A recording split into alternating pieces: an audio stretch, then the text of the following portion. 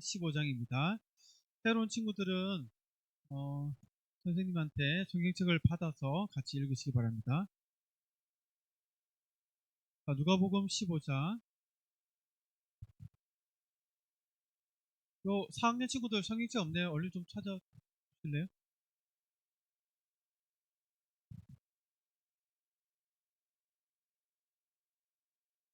자, 누가복음 15장 3절에서 7절 말씀. 자, 오늘 성경은 여러분 성경을 찾는데 읽을 때는 앞에 화면을 보면서 같이 읽어야 돼요. 알았죠? 왜냐하면 오늘은 새로운 친구들이 오기 때문에 쉬운 성경으로 했기 때문에 약간 번역이 달라요. 직접 성경은 찾아보고 읽을 때는 고개를 들어 앞에 화면을 보고 같이 읽는 겁니다. 이해했죠? 자, 찾는 거는 찾아봐야 되니까 한번 찾아보세요. 자, 누가복음 15장 3절에서 7절 말씀.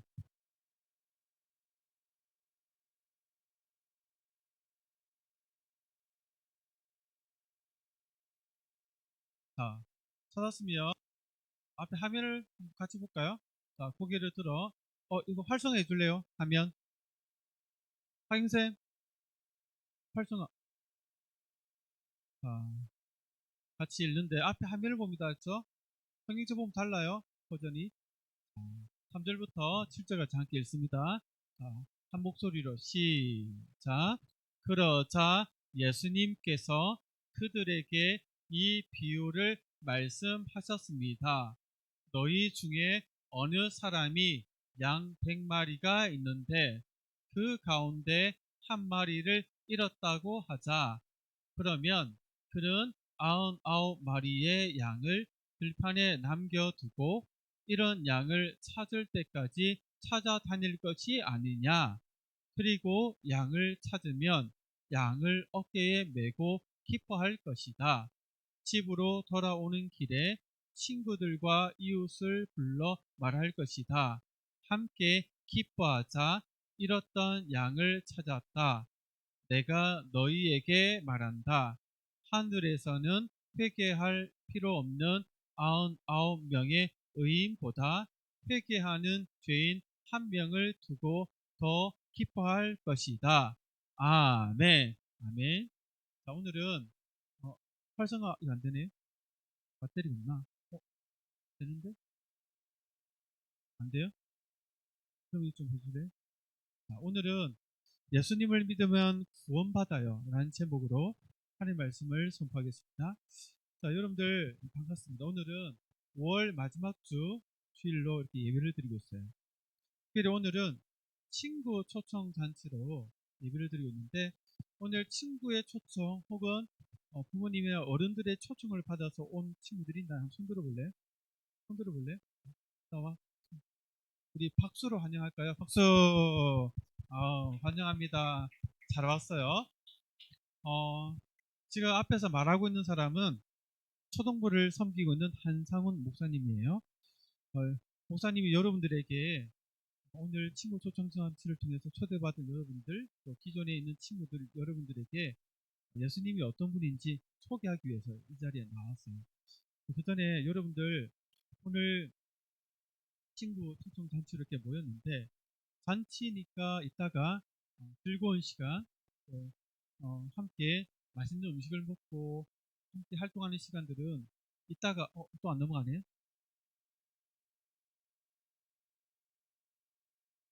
넘겨줄래 그냥 알아서 제가 얘기할게요. 자, 그러면 하나님께서 우리에게 허락하신 예배 가운데 하나님의 말씀을 들으면서 잔치를 있으니까 잔치는 예배 후에 하고 그 전에 교회가 어떤 곳인지 하나님의 말씀을 듣는 시간을 가졌으면 좋겠어요. 자, 고개 들고 자, 성경책 만지지 말고 앞에 봐주세요. 지금 왔다 갔다 하지 말고 선생님들 뒤로 다 빠지세요. 왔다 갔다 하지 마시고 집중해 주세요 다들. 오늘 중요한 날이잖아요. 제가 뭘 의미하는지 말하는지 아시죠? 선생님들도 한 가지 마시고 집중해 주세요. 자, 친구들도 성경책 만지지 말고 목사님 쳐다봐요. 자, 오늘 여러분들에게 목사님이 친구 공동체 잔치가 어떤 날인지를 좀 설명해 주려고 해요. 여러분들 근데 제목에 친구 초청 잔치다 이렇게 얘기하잖아요. 왜 잔치란 말을 쓰는지 혹시 아나요? 잔치는 다른 말로 하면 파티기도 하잖아요. 그날은 축하하고 기뻐하는 일이 있을 때 다 같이 모여서 이 축하하고 그 기쁨을 나누는 날이 파티고 잔치잖아요. 여러분들 아직 하나님을 모르고 예수님을 모르는 친구들을 초대해서 여러분들과 함께 이게 잔치를 벌이고 파티를 벌이려고 해요.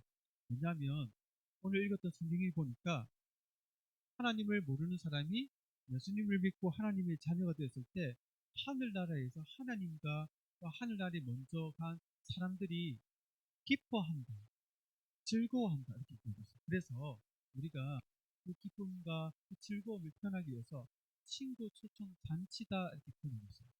잔치니까 우리가 오늘 하나님 말씀을 들으면서 왜 기뻐하는지에 대해서 우리가 함께 좀 배워봤으면 좋겠어요. 여러분들 우리가 오늘 읽은 말씀에 보면 예수님이 나오시는데 여러분들 예수님이 어떤 분인지 오늘 처음 온 친구들은 보셨을까요? 그 예수님에 대해서 목사님이 좀 소개를 해드리고 예수님에 대해서 우리가 좀 알아가고 또 바라기는 마음에 예수님을 또 믿는 그런 시간이 되었으면 좋겠어요. 여러분들 예수님은 하나님의 아들이다 이렇게 얘기를 하거든요. 원래 예수님은 하나님으로 하나님이세요.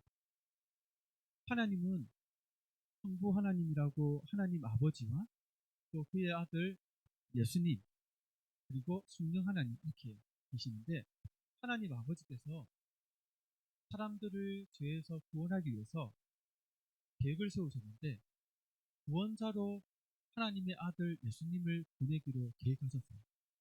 예수님은 하나님 아버지의 뜻에 순종해서 이 땅에 사람으로 오셨는데 그 사람으로 태어난 날이 바로 딸에보다 성탄절, 성탄절 크리스마스예요.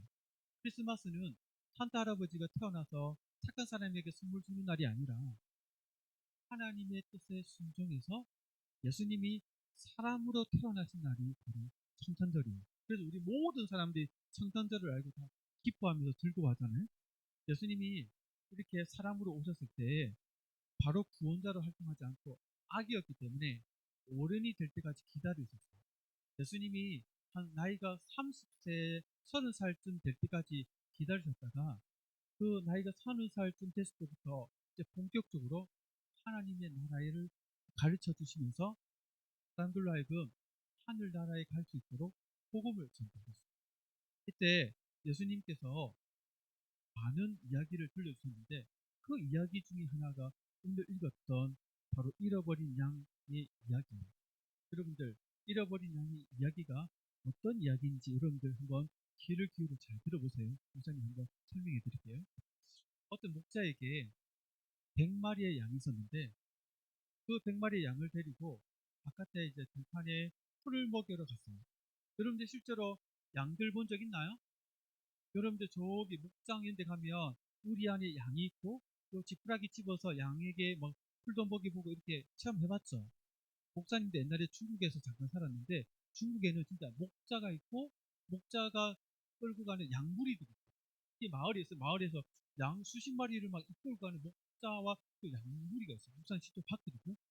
그런 것처럼 이 예수님 시대에도 2000년 전이었기 때문에 목동이 있고 그 목자가 100마리의 양을 이끌고 풀을 먹이러 나갔어요. 근데 풀을 다 먹이고 이제 돌아가겠다 싶어서 집으로 돌아가는 길에 일단 항상 양의 수를 세거든요. 한 마리, 두 마리 세었는데 99마리에서 갑자기 멈춰버렸어요. 한 마리가 안 보이는 거예요. 그래서 이거 안 되겠다 싶어서 이 99마리는 안전하게 잘 다른 목자에게 지키도록 맡겨놓고 그 잃어버린 한 마리 양을 찾으러 직접 그 목자가 가게 돼요.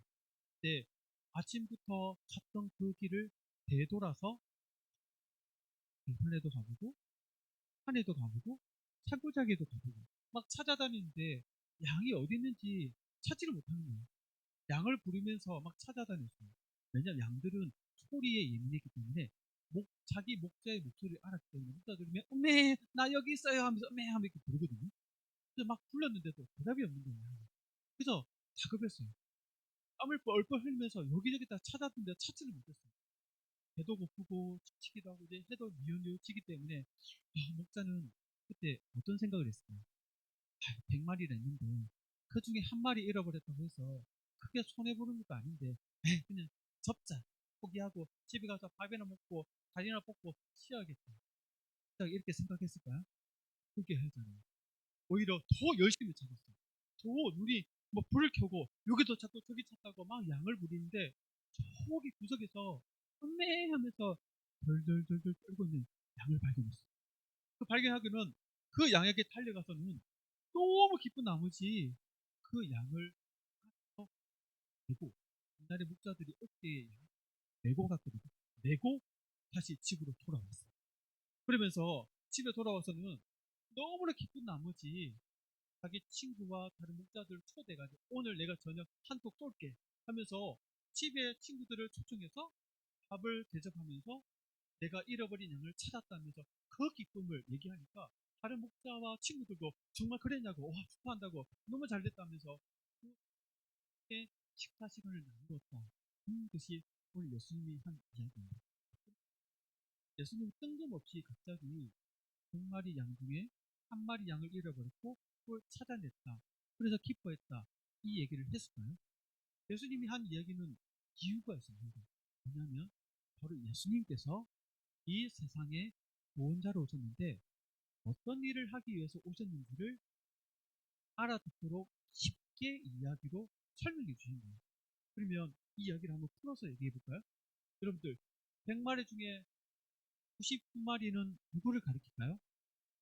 하나님을 믿고 있는 예수님 믿은 하나님의 자녀가 된 이미 교회를 다니고 있는 사람들을 99마리의 양이에요. 그러면 한 마리 잃어버린 양은 누구를 가리킬까요?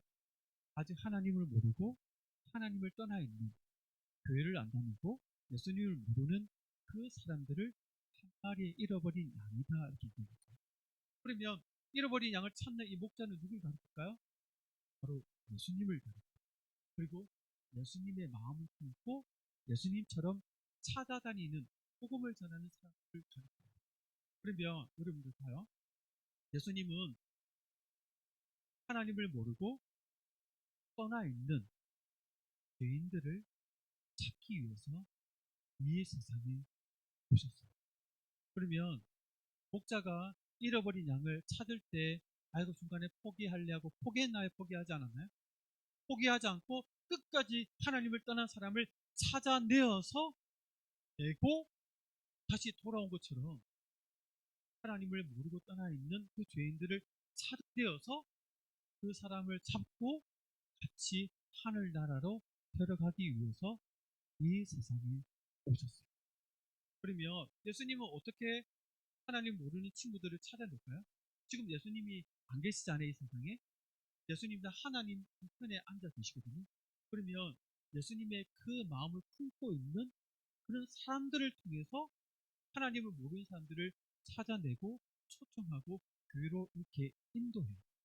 여러분들 오늘 친구의 초청을 받고 온 친구들, 또 할아버지 할머니의 초청을 받고 온 친구들, 또 기존에 부모님 따라온 친구들, 그 분들은 바로 그분들이 목자예요. 예수님께서 목자로서 잃어버린 양을 찾듯이 여러분들의 부모님과 여러분들의 친구들이 목자가 되어서 여러분들에게 초청장을 주고 우리 교회 가볼래? 하고 약속을 받고 여러분들을 데리고 왔잖아요. 또 여러분들 약속을 했으니까 교회 나왔잖아요. 이 일이 그냥 친구가 가져서 그냥 왔어요.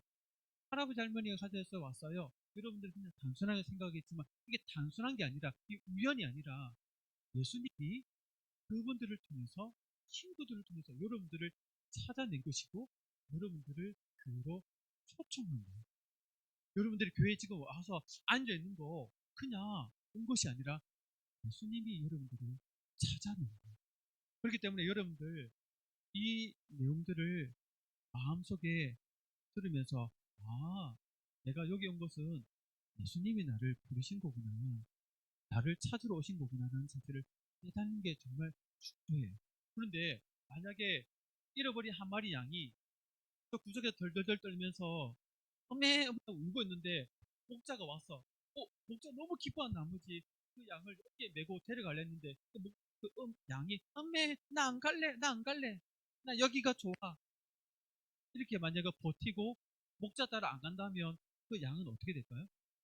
해가 지면 늑대가 나타나서 한 끼 맛있게 잘 먹겠습니다 하고 잡아먹겠죠.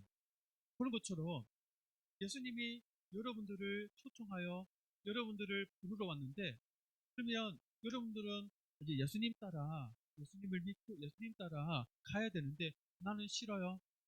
난 교회에 관심도 없고 난 하나님에 대해서 관심도 없고 난 천국에 대해서도 관심도 없고 일요일날 교회 나는 것도 싫어요. 난 내 마음대로 여전히 그냥 놀고 친구 만나고 그냥 내 하고 싶은 대로 살 거예요.